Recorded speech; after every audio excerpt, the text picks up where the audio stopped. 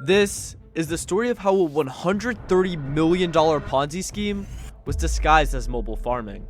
What started as a simple FarmVille clone called Çiftlik Bank became one of the biggest frauds in gaming history, ending with a 3-year international manhunt and the longest prison sentence ever recorded. Meet Mehmet Aydın, known by his nickname Chubby Boy. Born in 1991, Aydın's early life was a string of failed ventures and odd jobs. He dropped out of religious high school and then worked as a dishwasher at an entertainment venue. He then tried his hand as a rapper under the name Ego Man, and even sold sunglasses that he claimed would show people naked. By 2013, he was back to washing dishes in Bursa, dreaming of something bigger. That something bigger arrived in August 2016, when Aydin founded Çiftlik Bank, or Farm Bank, in northern Cyprus. The game was deceptively simple, a virtual farming simulator inspired by FarmVille, where players could own and trade digital animals and crops. But Aydin added a crucial twist that would prove to be irresistible to hundreds of thousands of people. He promised to turn their virtual investments into real ones. The mechanics seem almost too good to be true. Players would spend real money to maintain virtual chickens, sheep, bees, and cattle. In return, they earned gold bars in the game, which Aydin promised they could exchange for actual cash. The tagline was, "Win as you play, and have fun as you win." Users believed they were investing in actual livestock and agricultural land, not just pixels on their phone screen. While Bernie Madoff stole billions through Wall Street, Aydin weaponized smartphone addiction and nostalgia. As one Turkish psychology professor explained, farming is a nostalgic word for the urban crowds of big cities in Turkey.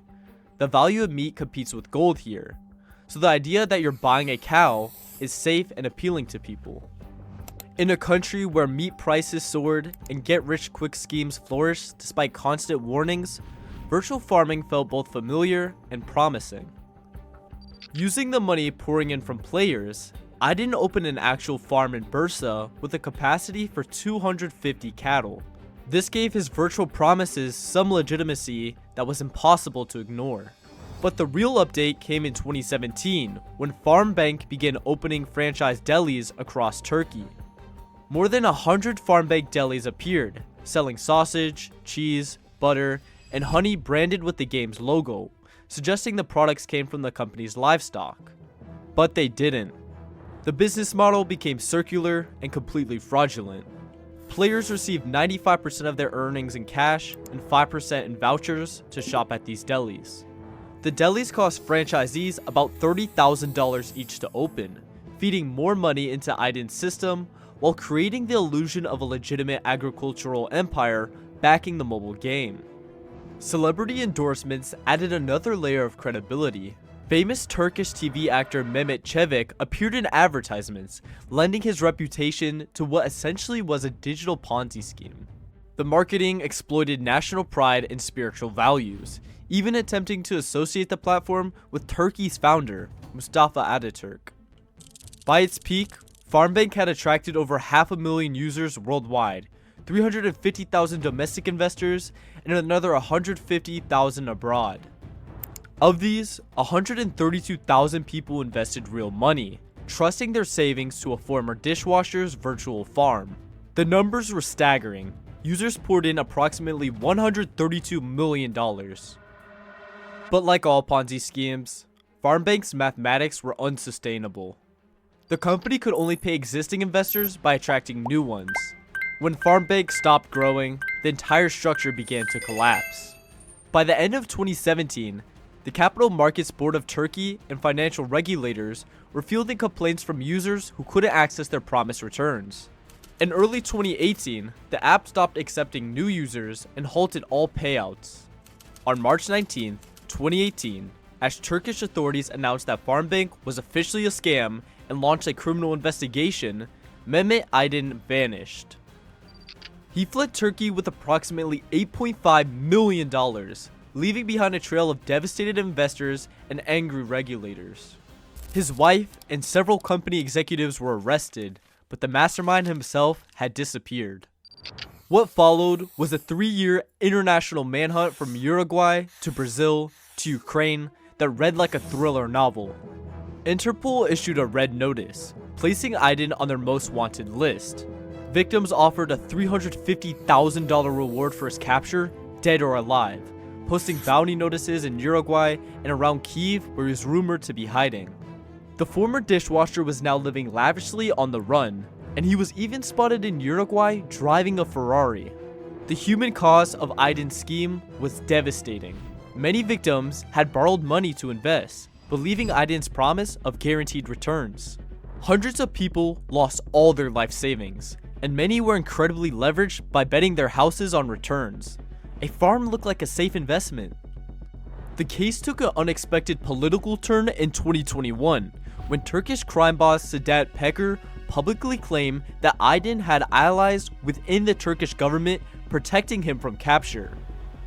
Peker alleged that Aydin had secured safe passage through bribes to Ukrainian officials and was being shielded by powerful connections. The accusations sent shockwaves through Turkish politics and media. Perhaps coincidentally, shortly after Peker's explosive claims, Aydin's 3-year run came to an end.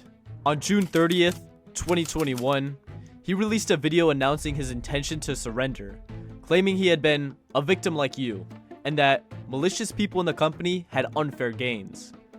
He portrayed himself as an innocent entrepreneur whose business had been corrupted by others, insisting he would prove his innocence in court. The next day, on July 1st, 2021, Aydin walked into the Turkish consulate in Sao Paulo, Brazil, and surrendered himself to authorities. After 3 years on the run across multiple countries, the international fugitive was finally in custody.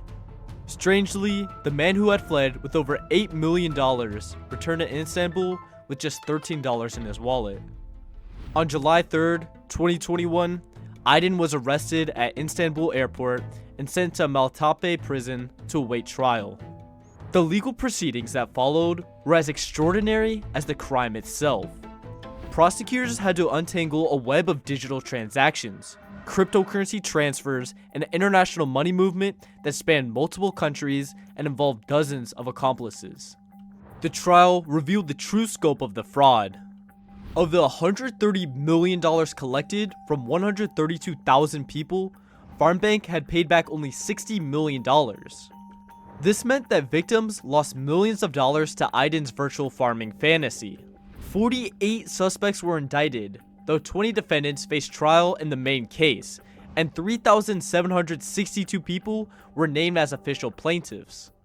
Throughout the proceedings, Aydin maintained his innocence.